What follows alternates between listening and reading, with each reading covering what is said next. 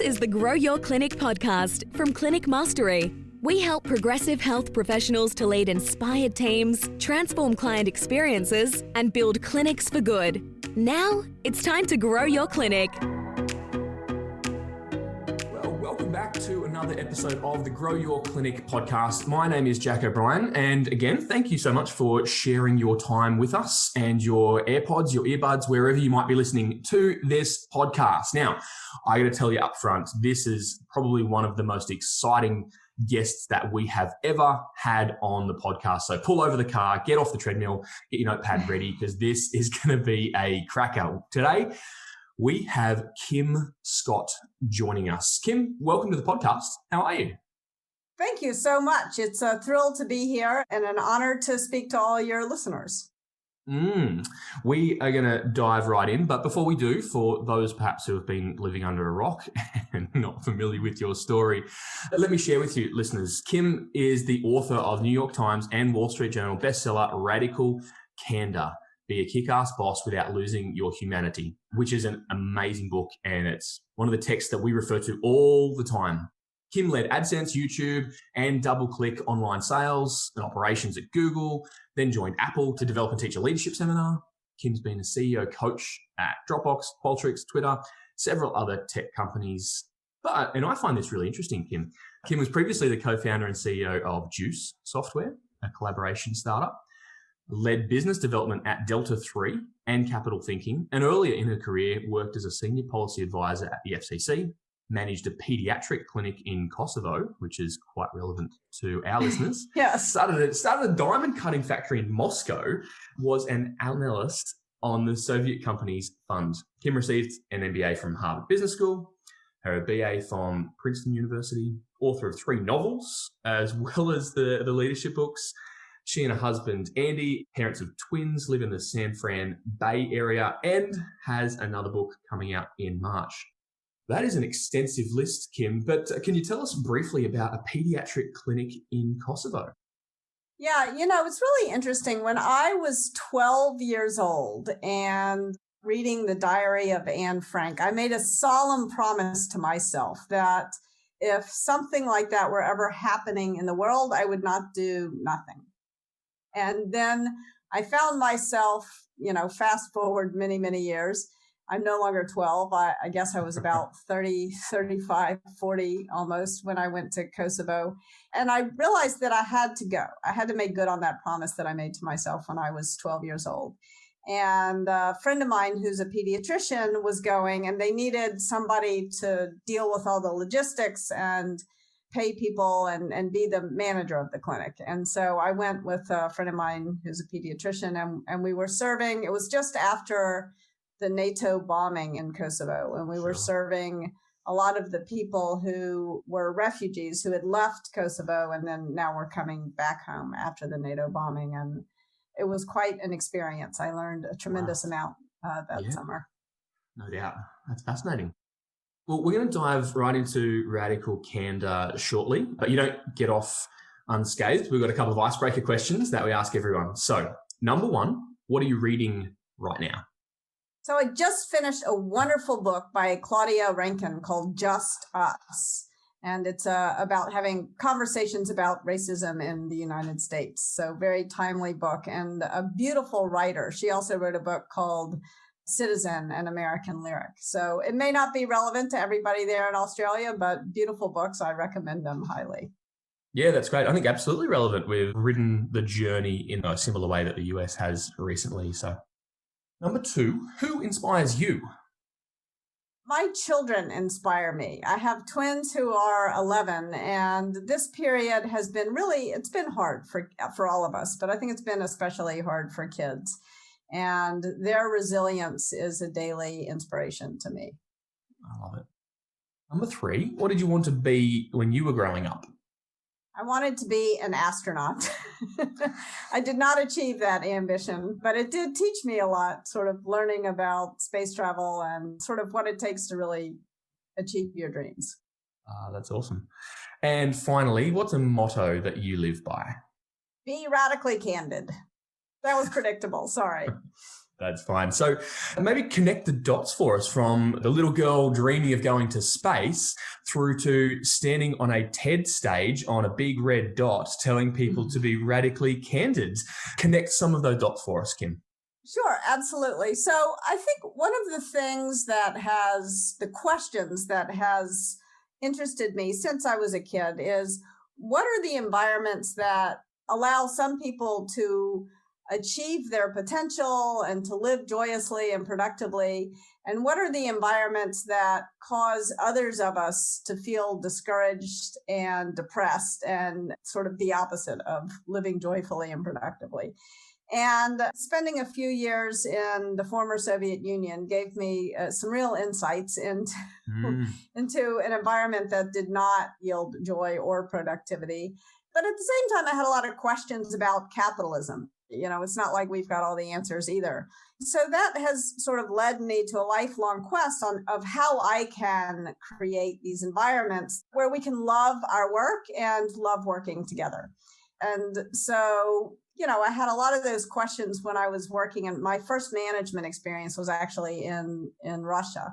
And I was supposed to hire a bunch of diamond cutters, and I thought it was going to be easy. I was right out of college, and I didn't have a lot of good feelings about management. I was like, all you do is pay people. What's the big deal? And it turns out they wanted more than money. They wanted a picnic. So I went on a picnic with these diamond cutters, and I realized by the end of the bottle of vodka that they brought on the picnic that what they really wanted was someone who would give a damn, who would get them out of Russia if things went to hell there. That was the beginning of me realizing that this management stuff is actually pretty interesting and pretty impactful. So fast forward, I spent a bunch of time doing some failed startups. Then I joined Google. That worked out a little bit better than the failed startups. And after I had been at Google for almost 6 years, I woke up one morning and I realized the thing that I really cared about was not cost per click, although that was going quite well at Google. But it was about creating these environments. It was about management. So I was looking around for a job where that could be my day job, not the AdSense business or something like that. And I couldn't find exactly the right thing at Google. But meanwhile, Steve Jobs had decided at Apple that he was going to throw away all his management training and start with a blank piece of paper. So that seemed kind of interesting. So I helped design and create this class, Managing at Apple. And then a friend of mine from Google became the CEO of Twitter. And he said, help me design Managing at Twitter. And lo and behold, Managing at Twitter looked pretty much exactly like Managing at Apple. And then I thought back to my experiences, for example, at the Pediatric clinic, and I realized that management, when you're pulling together a group of people to do work, to achieve something, it's the same stuff, no matter what the work is, no matter whether it's Apple or Twitter, no matter whether it's technology or a pediatric clinic. It's about giving feedback to a team of people so that they can achieve results. So feedback, team, results. Those are the three things that managers are responsible for. And so I started thinking about writing Radical Candor, and that turned into a talk. And here we are talking about it today. There you go. It's an amazing book. It's a perennial book, I feel. It'll last beyond just the generation of release, if that makes sense. But I'm interested, Kim, from those experiences of yours in large tech companies, Silicon Valley, do the principles of radical candor still apply in small teams? Most clinics that we work with are 5 to 15 employees. So the risk of knowing the answer, it's all lovely for the big Silicon Valley companies, but does the principle still stand in a small team? Yes, absolutely. I would say it's probably even more important on a small team. I spent a lot of time rolling out Radical Candor at tiny little startups. So let me pause for a moment and sort of talk about what is Radical Candor. What do I mean when I say it? One of the most common misapprehensions of Radical Candor is that it's licensed to act like a jerk. And that is not Radical Candor. So Radical Candor is about caring personally and challenging directly at the same time. And when you care personally about the people who you work with, and you care enough about their growth to challenge them directly when they're making a mistake, or also when they're doing something great and you want them to keep doing that, that is Radical Candor. Another way to understand what Radical Candor is to define what it isn't. So sometimes we challenge directly and we forget to show that we care personally. And that I call obnoxious aggression. And so don't confuse radical candor and obnoxious aggression. And then very often when we realize we've landed in the obnoxious aggression quadrant, when we realize we've acted like a jerk, it's our instinct to go the wrong way on challenge directly instead of going the right way on care personally. Sure. So when you're neither caring nor challenging, that is what I call manipulative insincerity. And that's where the worst kind of workplace, that's where passive aggressive behavior creeps in.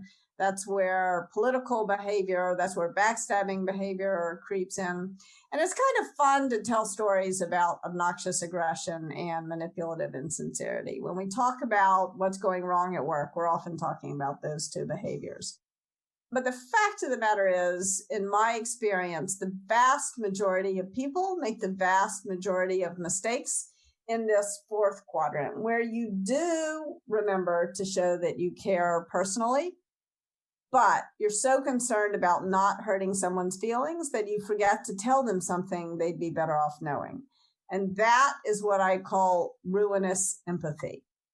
And that is a big part of what I'm really seeking to eliminate with the book Radical Candor and with the other products that we've built around the idea. It makes sense. And as healthcare professionals, we generally get into our profession because we care, because we have such high empathy and compassion. So it is really easy for healthcare professionals to stumble into ruinous empathy. It's usually not a deliberate choice, right? It's sometimes just easier. Can you maybe explain for us some of the characteristics of a leader who might be ruinously empathetic? Yeah, in order to explain what I mean by ruinous empathy, why don't I tell you a story about one of the worst moments in my career?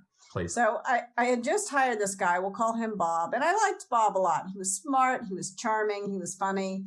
He would do stuff like we were at a manager offsite. So it was a small team. This was, there were maybe 6 of us on the management team. The whole company was 20 people.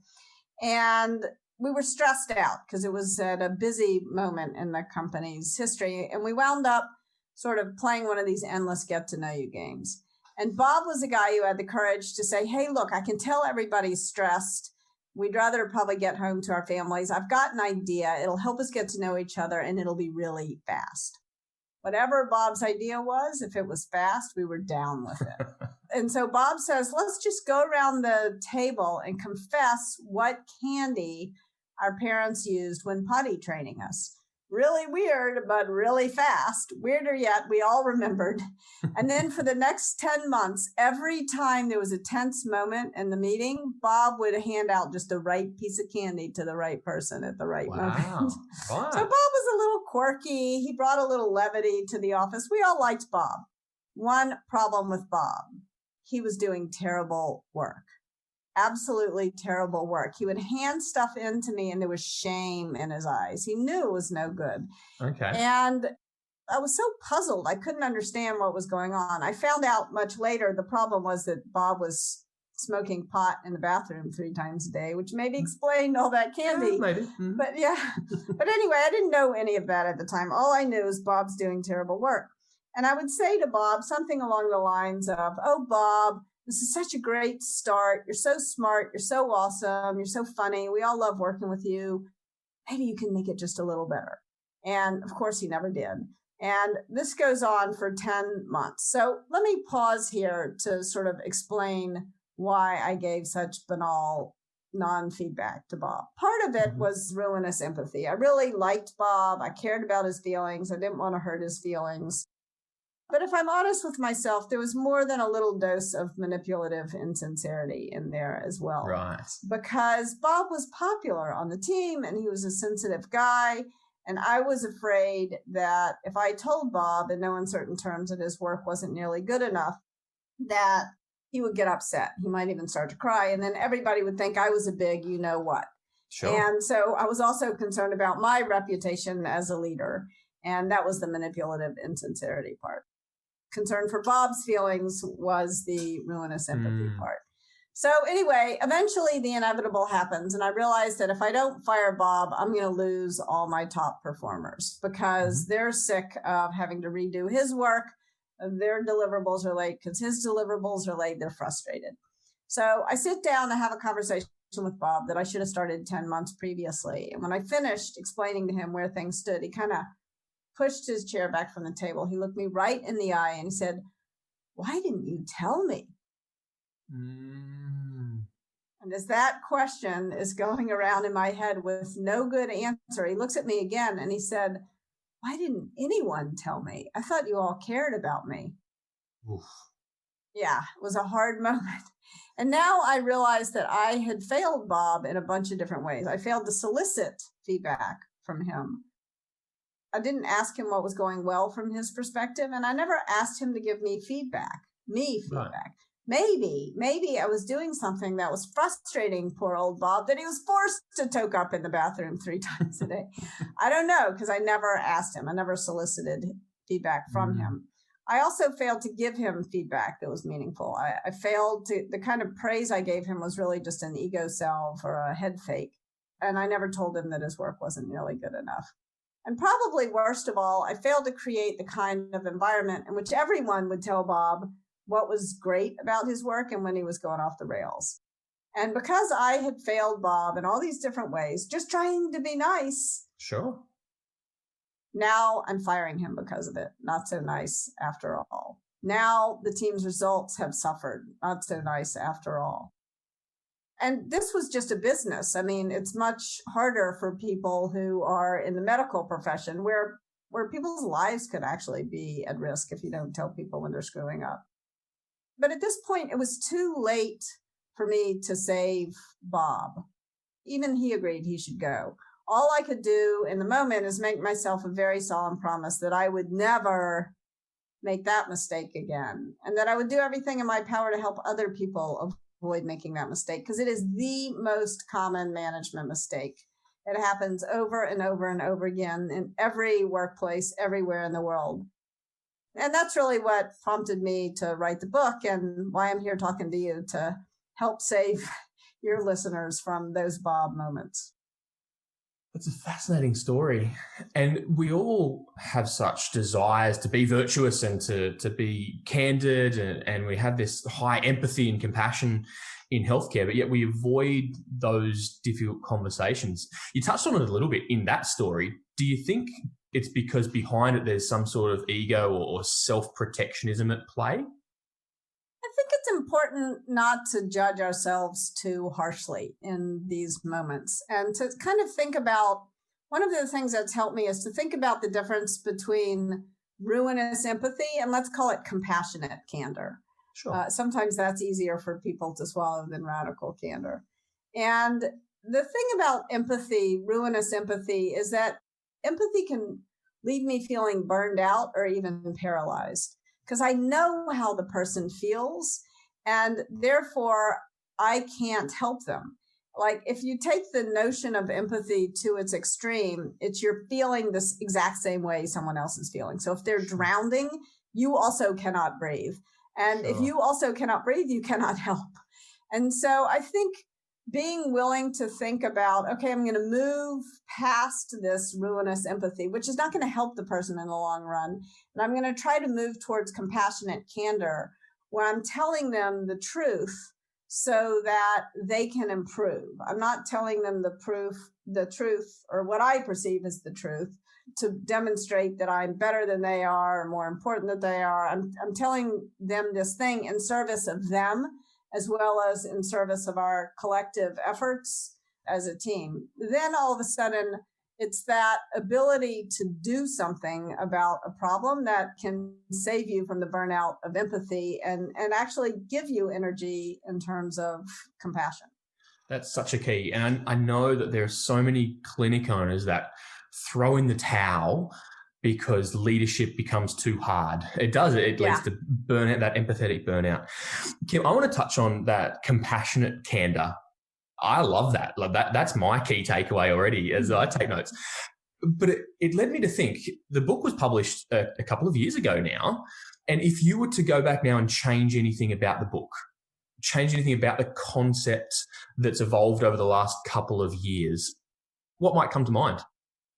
So we published a second edition of Radical Candor about a year ago. And the reason why we published the second edition was to introduce this alternative to the term radical candor, to call it compassionate candor, because so many people were mistaking the idea of radical candor with obnoxious aggression. I'd go into a company and we'd be rolling out the idea of radical candor, and somebody would come into a conference room and say, in the spirit of radical candor, and then they'd proceed to act like a garden variety jerk. And that's not the spirit of radical candor. That's the spirit of obnoxious aggression. I'm not sure I would have changed the title Radical Candor because I think it works. It's catchy. I think if I had published a book and called it Compassionate Candor, it wouldn't have taken off the way that it did. But I do offer in the second edition that change. The other thing that I have learned since the book came out is that a lot of people don't read books. It's a very hard thing for an author to admit that. But a lot of people don't have time or energy to read books. And so I've been thinking about other ways to help people put these ideas into practice. The other thing I've learned is that even when people do read the book, it doesn't always result in a behavior change. So I started a small company with Jason Rosoff, who's a co-founder, and put together a small team of very committed people. And we're experimenting with different ways. We do talks and workshops, but we also worked with Second City, which is an improvisational theater in Chicago.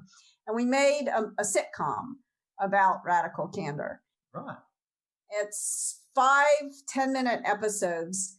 And you can watch it with your team as a way to learn about what the idea of radical candor is and how to put it into practice. So it teaches you sort of how to solicit feedback, how to give praise, how to give criticism, and how to gauge how the criticism is landing for other people so that you can adjust. So we're experimenting with different ways to put radical candor into practice. I live in Silicon Valley, so it's probably inevitable that I tried to build an app at one point. And the app did not work. I had this realization that the whole point of Radical Candor is about teaching people to put their phones away in their pocket, look people in the eye, and have a real conversation. And so the app was kind of a value subtracting round trip. But I'd love to get people's thoughts on the feedback loop. And I'd love to get people's thoughts on whether this helps their teams put the ideas into practice. Yeah, and we'll make sure we link all that up in the show notes. Kim, I'm curious, is that something for teams to watch or mostly for the leaders to watch? I recommend you as the leader watching it with your team. You can watch it on your own first, but the way I recommend watching it is watch the whole thing in one meeting. It's an hour. And then over the next 5 weeks, watch one episode and talk about it. It comes with a bunch of exercises, improv exercises you can do. It's easy for me to say, be radically candid. It's really hard to do it. It's even hard for me to do it.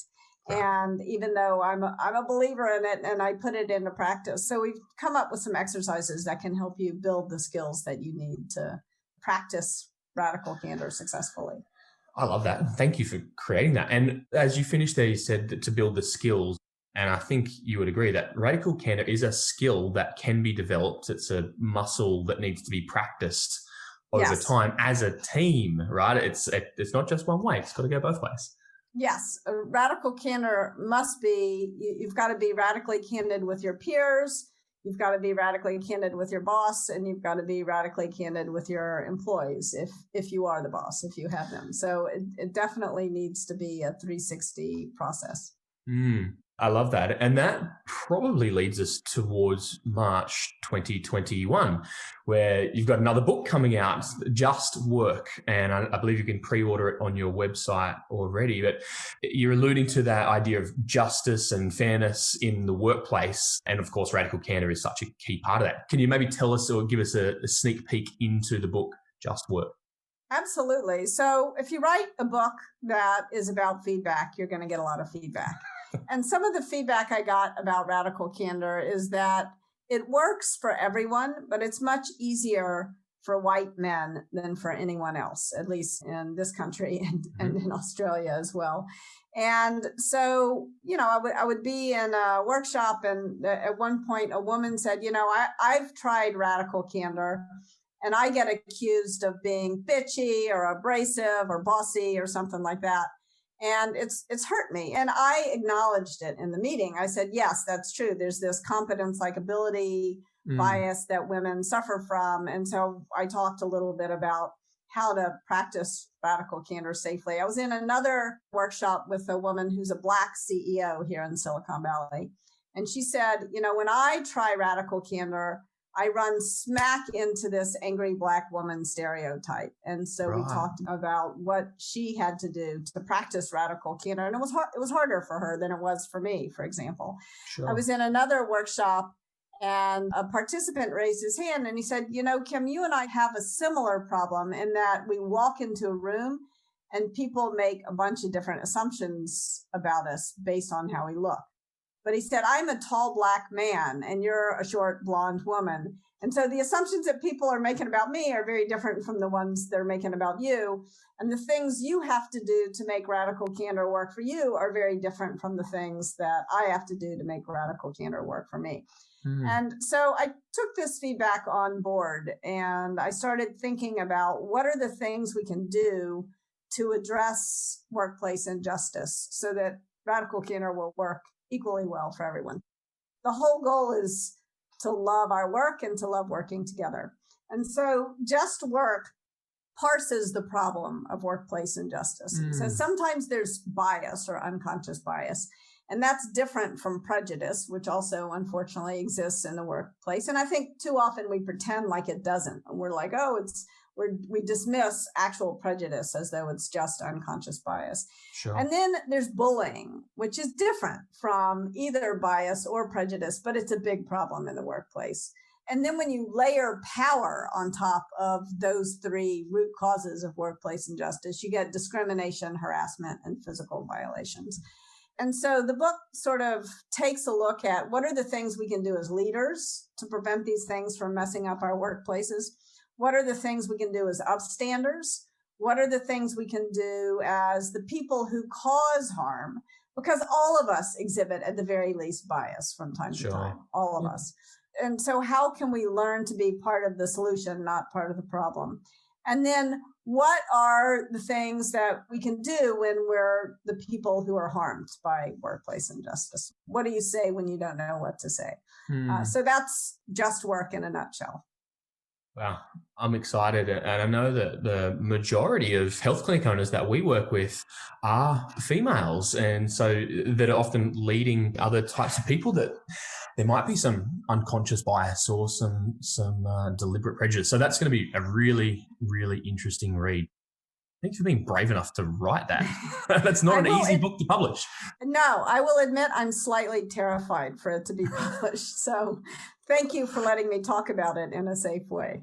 Oh, our pleasure. I know you've been such an inspiration as a leader to so many of our community, and we hang off every word you say at times. So thank you so much. Kim, thank you for joining us. If you were to leave clinic owners with one more pearl of wisdom, maybe something that's on your mind over the last couple of days, the last week or two, something you've learnt, but to the leader that's leading a team of health professionals in their community in a bricks and mortar clinic, what would you say? If your listeners do only one thing as a result of this podcast, this is the thing to do. Identify what's the question that you're going to use to ask someone on your team for feedback, and ask them the question today. And there's a few things to keep in mind about the question. Make sure that it can't be answered with a yes or a no. So if you say, do you have any feedback for me? You're wasting your breath. I can already tell you the answer. Oh, no, everything's fine. So you want to ask a question that sort of demands an actual answer. You also want to ask a question that sounds like you. So I will tell you the question that I like, but you should probably ask a different question. The question that I like to use is, what could I do or stop doing that would make it easier to work with me?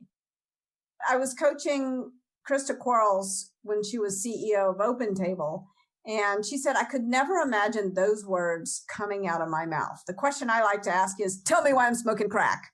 Okay, that's fine. That's another way to ask the question. But the third thing about the question is that you need to make sure it's going to be okay for the person you're asking of the question.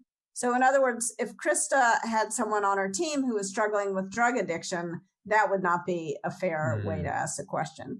The question that I like to ask, my co-founder hates, and he said, you need to ask me a more specific question. Yours is too open-ended. So you need to make sure it sounds like you. You need to make sure that it's okay for that other person. And you need to make sure that it demands an answer. So come up. I really encourage everybody listening, come up with your question, write it, pull over if you're in the car, jot it down, and write down who you're going to ask it of, who you're going to ask this question, and when you're going to do it, and then go do it. I love it.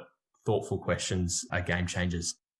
Kim Scott, it has been real. You're amazing. We're so grateful for your contributions on the podcast and to all that you've brought to leadership in general. If listeners wanted to learn more about you, get your books, where should we head to? Which URL, Kim? Go to radicalcandor.com and you'll find everything you need.